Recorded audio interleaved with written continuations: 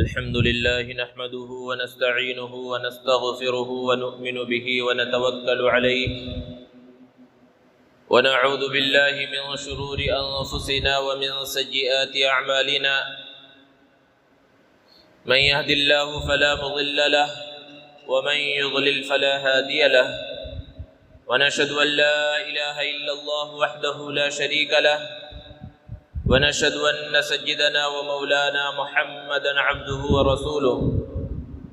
صلى الله تعالى عليه وعلى آله وأصحابه وبارك وسلم تسليما كثيرا أما بعد فأعوذ بالله من الشيطان الرجيم بسم الله الرحمن الرحيم واعتصموا بحبل الله جميعا ولا تفرقوا واذكروا نعمة الله عليكم إذ كنتم أعداء فألف بين قلوبكم فأصبحتم بنعمته إخوانا صدق الله العظيم۔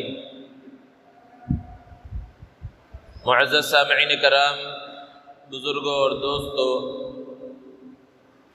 اتحاد زندگی ہے اور اختلاف موت ہے۔ متحد ہو تو بدل ڈالو نظام گلشن، منتشر ہو تو مرو شور مچاتے کیوں ہو۔ آپ قوموں کی تاریخ کا مطالعہ کریں تو پتہ چلے گا کہ قومیں اس وقت تک کامیابی کے قدم چومتی رہیں جب تک ان کے درمیان اتحاد اور اتفاق رہا، اور جب ان کے درمیان اتحاد اور اتفاق کا خاتمہ ہو گیا، اختلاف اور انتشار نے ان کے اندر جنم لے لیا، تو پھر وہ نیست و نابود ہو گئیں، وہ زوال کا شکار ہو گئیں۔ ہمارے اکابر اور اسلاف بھی اتحاد اور اتفاق والی زندگی گزارتے تھے تو وہ کامیاب ہوتے چلے جاتے تھے، اور ہم نے ان کے نقش قدم کو چھوڑ دیا ہے، ان کے راستے کو چھوڑ دیا، تو آج ناکامی ہمارا مقدر بن گئی ہے۔ قوم جب اتفاق کھو بیٹھی، اپنی پونجی سے ہاتھ دھو بیٹھی۔ اتحاد اور اتفاق ایک بہت عظیم طاقت اور قوت ہے جس سے قوموں کو طاقت ملتی ہے، قومیں عروج پر پہنچتی ہیں، کامیاب ہوتی ہیں۔ لیکن جب اتحاد اور اتفاق ختم ہو جاتا ہے اور اختلاف، انتشار، نفرت، عداوت، بغض، کینہ آپس میں جب پیدا ہوتا ہے تو پھر کامیابی ان سے دور ہوتی چلی جاتی ہے، اور ناکامی ایسی قوموں کا مقدر بن جاتی ہے۔ دوستو، قرآن مجید میں اللہ تبارک و تعالی نے مختلف مقامات پر اتحاد اور اتفاق کی اہمیت کو بیان فرمایا، اور اپنی نعمت کا تذکرہ کرتے ہوئے اللہ رب العزت نے ارشاد فرمایا وَاعْتَصِمُوا بِحَبْلِ اللَّهِ، اللہ کی رسی کو مضبوطی سے تھام لو، اور آپس میں اختلاف مت کرو، تفرقہ بازی مت کرو۔ اللہ کے رسول صلی اللہ علیہ وسلم جب مکہ المکرمہ سے مدینہ المنورہ تشریف لے گئے تو جو مہاجر تھے، جو مکہ سے گئے تھے، وہ خالی ہاتھ تھے، ان کے پاس کچھ بھی نہیں تھا۔ مدینہ پہنچ کر جو سب سے پہلا کام اللہ کے رسول صلی اللہ علیہ وسلم نے کیا وہ مہاجرین اور انصار کے درمیان بھائی چارگی کا رشتہ قائم کرنا تھا۔ اللہ کے رسول صلی اللہ علیہ وسلم ایک انصاری صحابی کو بلاتے اور ایک مہاجر کو بلاتے اور کہتے جاؤ آج سے تم بھائی بھائی ہو۔ اور یہ مواخات، یہ بھائی چارہ قائم کرنا کوئی زبانی جمع خرچ نہیں تھا، یہ صرف یوں ہی زبان سے کہہ دیا تم بھائی بھائی ہو اور اس کے بعد وہ اپنے راستے یہ اپنے راستے، ایسا نہیں تھا، بلکہ انہوں نے عمل کر کے دکھلایا۔ اور کس طرح عمل کر کے دکھلایا کہ کوئی انصاری تو ایسا تھا جس نے اپنے مہاجر بھائی سے کہا کہ دیکھو میں یہاں پر کھیتی کرتا ہوں اور تم مکہ سے یہاں آئے ہو اور مکہ میں کھیتی ہوتی نہیں، تو کھیتی کرنے کا طریقہ تمہیں آتا نہیں ہے۔ یہ جو کھیتی ہے، جتنے کھیت کا میں مالک ہوں، اس میں سے آدھا کھیت تمہارا ہے، آدھا میرا، لیکن چونکہ تمہیں کھیتی کرنا نہیں آتی اس لیے تمہارے حصے میں بھی کھیتی باڑی میں ہی کروں گا، اور جو نفع ہوگا وہ تمہارا ہوگا، اس میں سے آدھا اور آدھا میرا ہوگا۔ کوئی انصاری ایسا تھا جس نے کہا کہ میرے گھر میں 2 کمرے ہیں، ایک کمرہ آج سے تمہارے لیے اور ایک کمرہ میرے لیے۔ اور روایتوں کے اندر ہے کہ بعض انصاری صحابی ایسے بھی تھے کہ ان کے پاس صرف ایک ہی کمرہ تھا تو انہوں نے بیچ میں پردہ لگا دیا اور کہا آدھا تمہارا آدھا میرا۔ یہ محبت اللہ کے رسول صلی اللہ علیہ وسلم نے قائم فرمائی، اور یہ محبت کس وجہ سے قائم ہوئی تھی؟ اسلام کی وجہ سے ان کے دلوں کے اندر یہ محبت قائم ہوئی تھی، جاگزی ہوئی تھی۔ اور خود انصار کا حال کیا تھا کہ جب تک وہ مسلمان نہیں ہوئے تھے، انصار کے دو قبیلے تھے جو بہت مشہور تھے، بہت طاقتور تھے، اوس اور خزرج،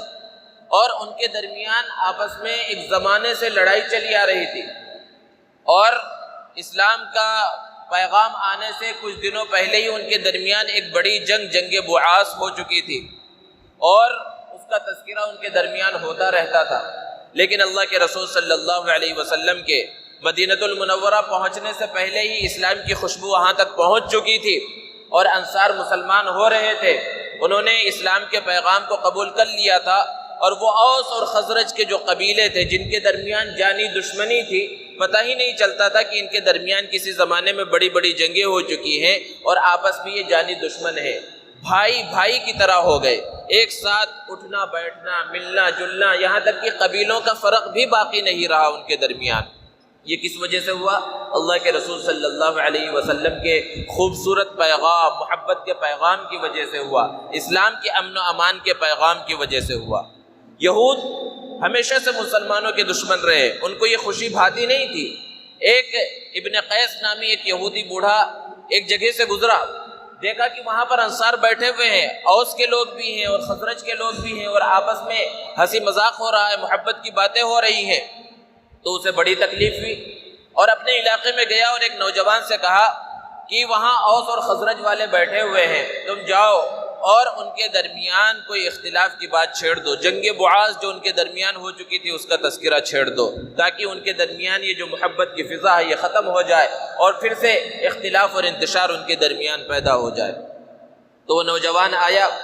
اور ان کے درمیان جو محبت کی اور بھائی چارگی کی باتیں ہو رہی تھی، آپس میں مزاح اور مذاق ہو رہا تھا، اس درمیان اس نے جنگ بعاث کا تذکرہ چھیڑ دیا،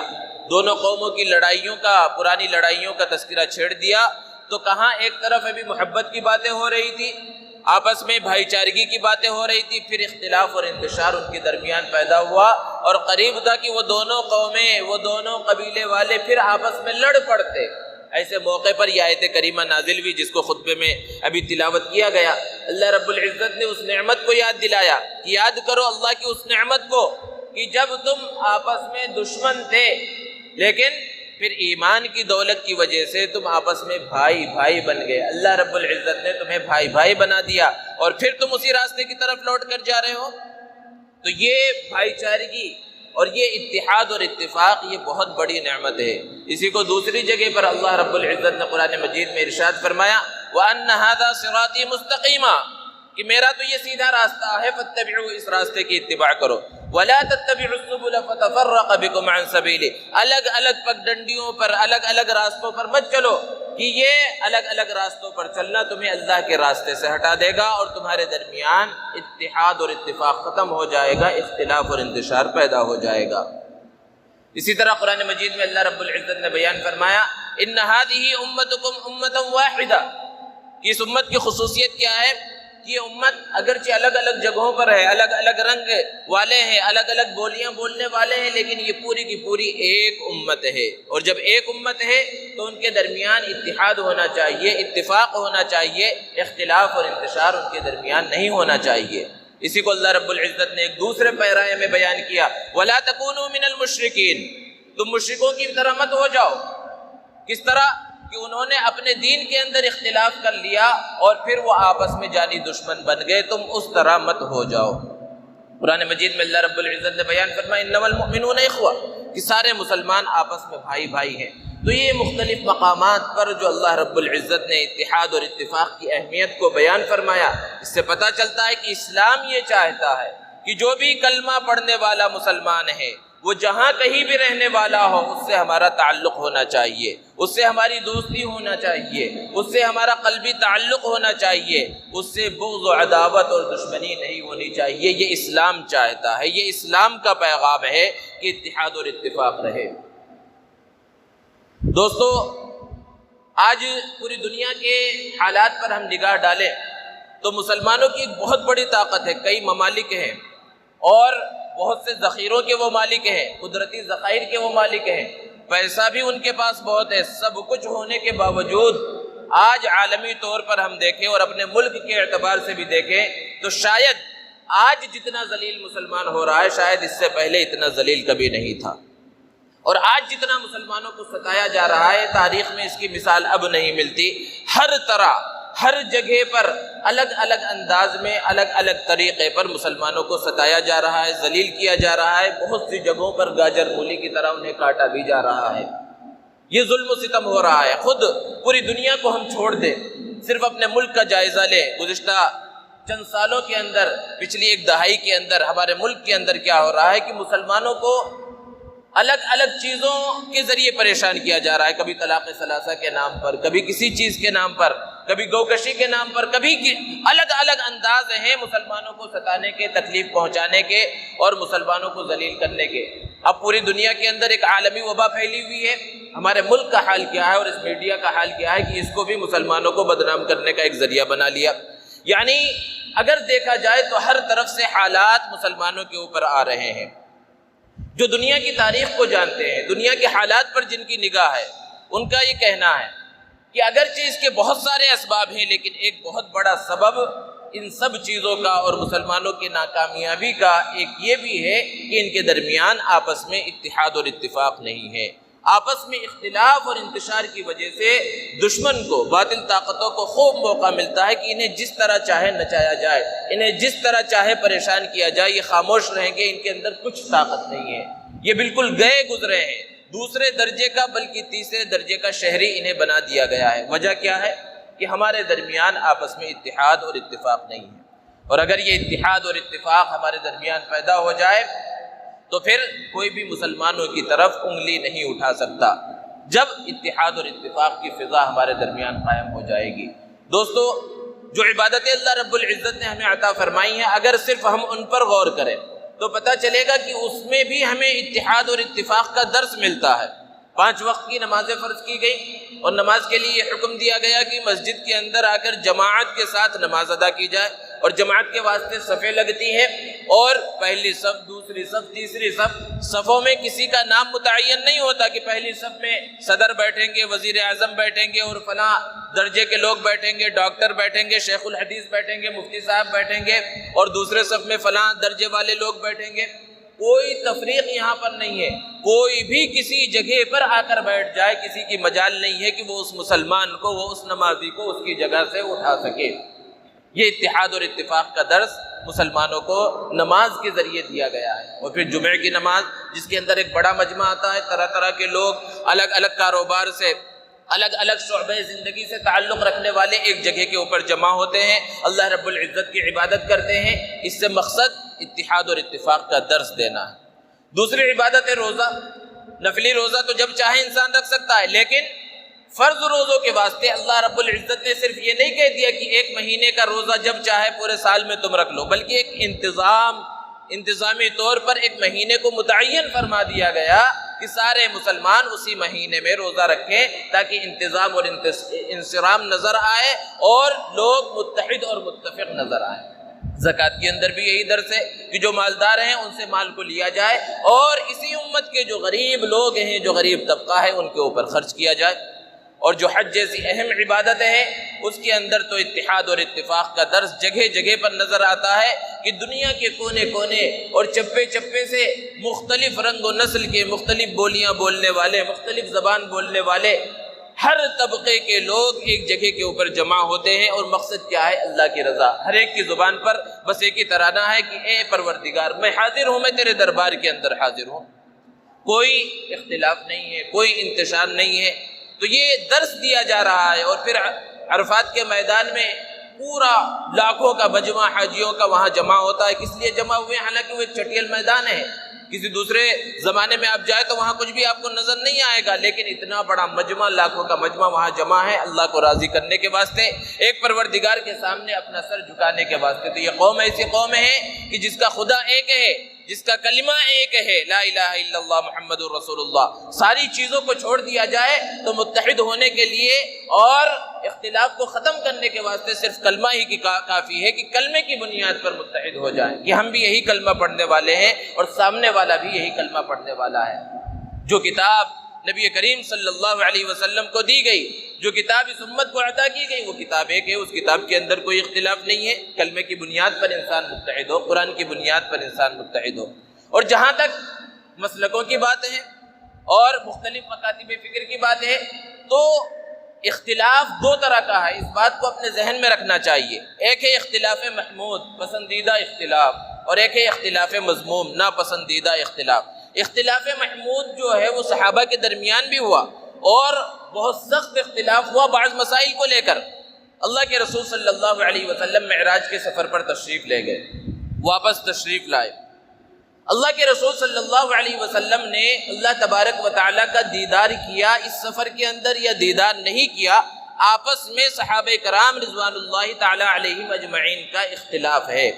اور اس اختلاف سے بھی ہمیں سبق ملتا ہے کہ ان کا اختلاف کس طرح تھا، کہ اس اختلاف کی وجہ سے ان کے درمیان کوئی نفرت، کوئی عداوت، کوئی بغض پیدا نہیں ہوا تھا، کوئی لڑائی جھگڑا ان کے درمیان نہیں ہوا تھا۔ ہر رائے کا اختلاف تھا، اور رائے کا اختلاف ہو سکتا ہے۔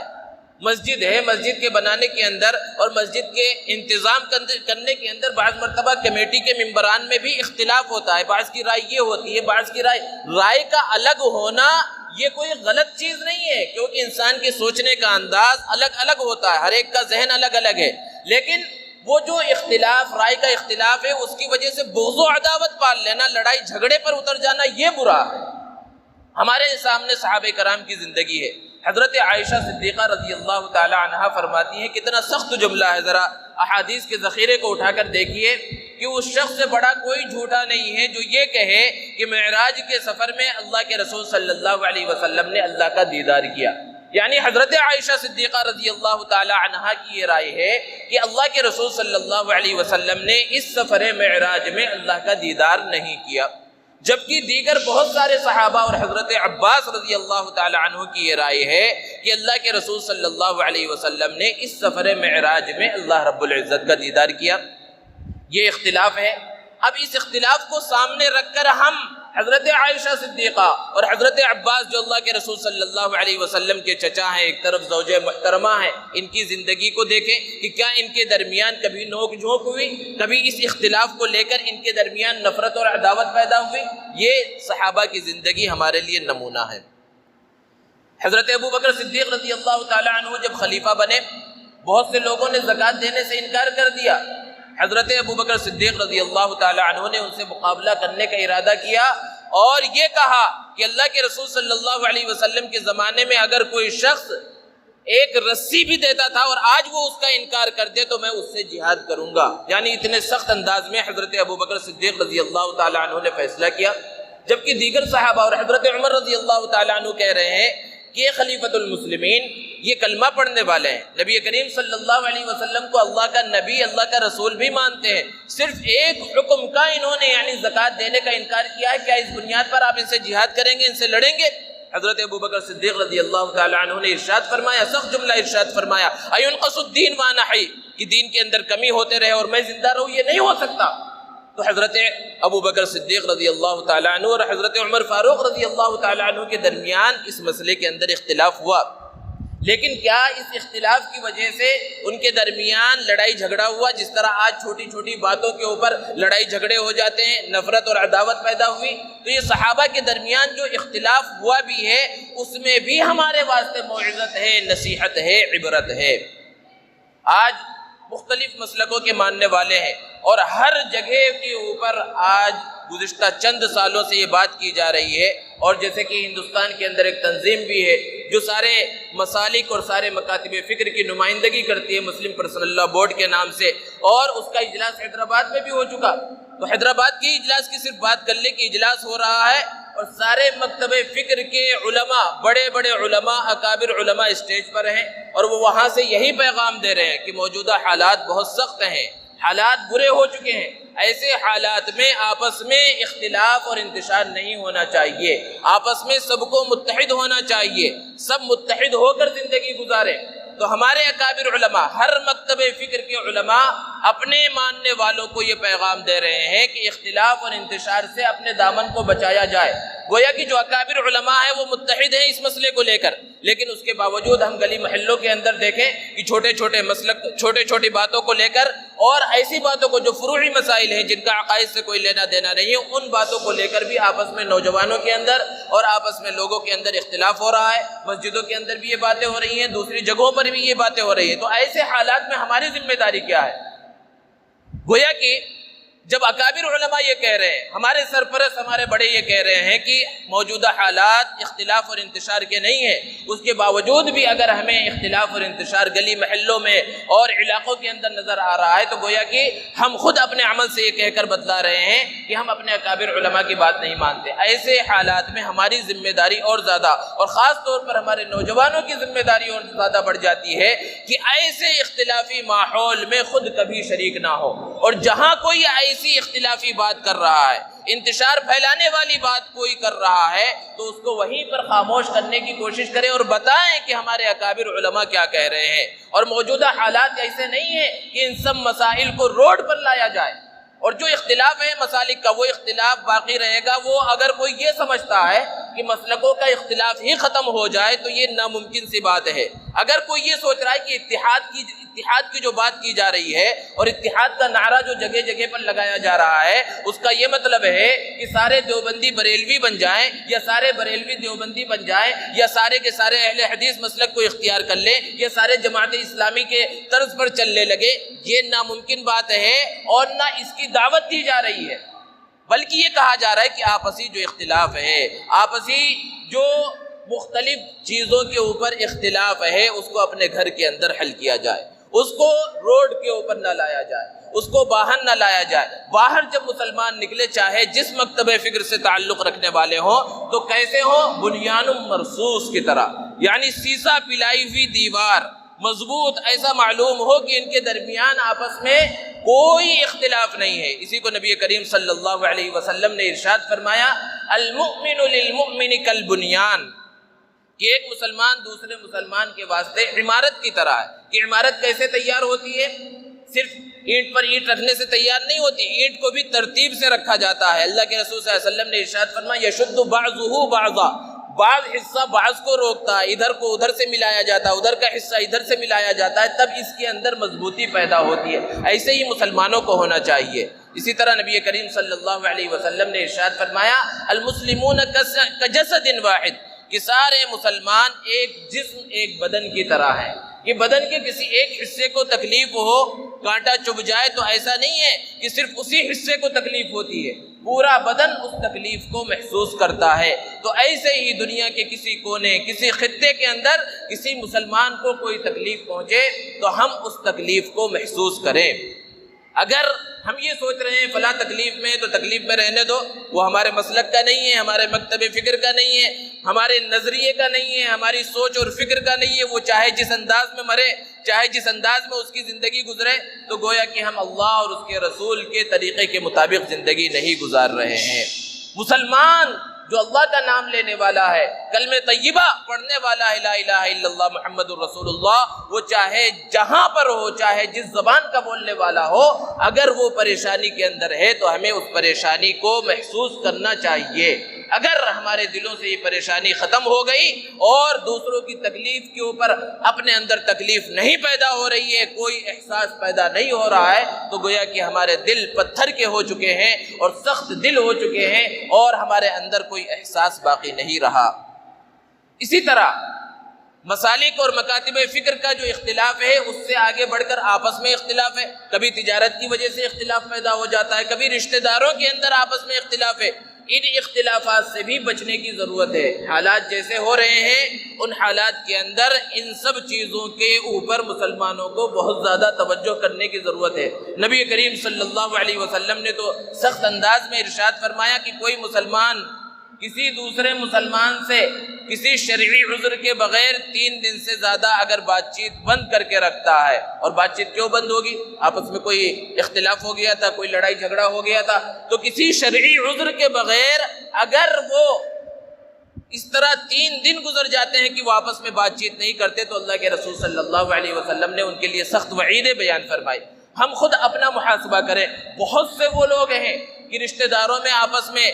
لڑائی جھگڑے ہیں، بھائی بھائی سے بات نہیں کر رہا ہے، اور دوسرے رشتہ داروں کے اندر کو چھوڑ رکھا ہے، ان کے گھر پر جانا نہیں ہے، دعوت ہے تو وہاں پر اس کو قبول نہیں کیا جا رہا ہے، صرف انا کی وجہ سے کہ ہم چھوٹے نہ بن جائیں۔ تو یہ جو اختلاف ہے اور یہ جو لڑائی جھگڑے ہیں، ان کو بھی ختم کرنا ہے۔ صرف یہ نہیں ہے کہ جب اتحاد کی بات ہوگی تو مسلکوں کے اتحاد کی بات ہوگی، آپس میں محلے کے اندر کسی سے اختلاف ہے کسی بھی وجہ سے، تو اس اختلاف کو ختم کرنا اور آپس میں بھائی بھائی بن جانا، یہ اسلام کی تعلیمات میں سے ہے۔ اگر ہم نے ان تعلیمات کو قبول کیا اور اس کے مطابق ہم نے اپنی زندگی گزاری، تب تو ہم کامیاب ہیں۔ اور اگر ہم یوں ہی بٹے رہے اور اسی طرح اپنے اپنے راستے پر چلتے رہے اور اپنی اپنی فکر کرتے رہے، تو پھر جیسی ناکامیابی اور ناکامی کا منہ آج ہمیں دیکھنا پڑ رہا ہے، ہر طرف سے ستایا جا رہا ہے، ہر طرف سے انگلی اٹھائی جا رہی ہے، وہی حال چلتا رہے گا۔ اسی کو بچوں کی کتابوں کے اندر کہانی کے طور پر سمجھانے کے واسطے ایک واقعہ لکھا ہوا ہے کہ ایک صاحب کا انتقال ہونے لگا، ان کے کئی بیٹے تھے، آپس میں لڑائی جھگڑا ہوتا رہتا تھا، مشہور واقعہ ہے۔ تو انہوں نے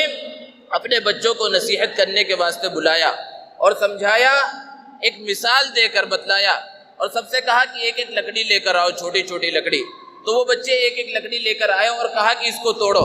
تو جب ہر ایک نے اس لکڑی کو، اپنے پاس جو لکڑی تھی اس کو توڑا، تو محنت لگا کر، طاقت لگا کر اس کو توڑا، تو وہ لکڑی ٹوٹ گئی، وہ چھڑی ٹوٹ گئی۔ اور پھر اس کے بعد اور ایک لکڑی منگائی ہر ایک سے، اور ساری لکڑیوں کو ملا دیا، اب وہ لکڑی کا ایک گٹھر بن گیا، اور اب ایک کے ہاتھ میں دیا اور کہا کہ اب اس کو توڑو۔ تو ایک شخص اس کو توڑ نہیں پا رہا ہے، دوسرے کو دیا وہ بھی توڑ نہیں پا رہا ہے۔ تو سمجھایا کہ اگر تم اسی طرح ایک ایک رہو گے تو کوئی بھی تمہیں توڑ ڈالے گا، کوئی بھی تمہارے ساتھ غلط برتاؤ کرے گا اور تم کچھ نہیں کر سکو گے، دوسرا بھی تمہاری مدد کے واسطے نہیں آئے گا۔ لیکن اگر تم اس طرح، جس طرح یہ لکڑیوں کا گٹھر آپس میں متحد ہے تو سب کو بچا رہا ہے، اسی طرح آپس میں اگر تم متحد رہو گے، اختلاف اور انتشار سے بچے رہو گے، تو اسی طرح تم بھی محفوظ رہو گے، کوئی تمہارے اوپر انگلی نہیں اٹھا سکے گا، کوئی تمہیں توڑ نہیں سکے گا، کوئی تمہیں ستا نہیں سکے گا۔ تو بس یہی پیغام ہے اس وبائی حالات کے اندر کہ مسلمان آپس میں اپنے آپ کو متحد کر لے، اختلاف اور انتشار کو پیچھے چھوڑ دے، اپنے دلوں کو صاف کر لے، دلوں سے بغض و عداوت، کینہ، کپٹ، ان سب چیزوں کو ختم کر دے، اور کسی سے اگر کوئی دشمنی ہے بھی تو آپس میں معاملات کو سلجھا لے، صلح صفائی کر لے، اور سادے انداز میں صحیح صاف ستھرے دل کے ساتھ زندگی گزارے، تو پھر دل کو بھی سکون ملے گا، اور دل جب صاف رہے گا تو پھر عبادات کی طرف، اللہ کی عبادت کی طرف، اللہ کو منانے کی طرف دل راغب بھی ہوگا۔ اسی کو شاعر نے کہا کہ ایک ہو جائیں تو بن سکتے ہیں خورشید مبیں، ورنہ ان بکھرے ہوئے تاروں سے کیا بات بنے۔ وآخر دعوانا الحمد للہ رب العالمین۔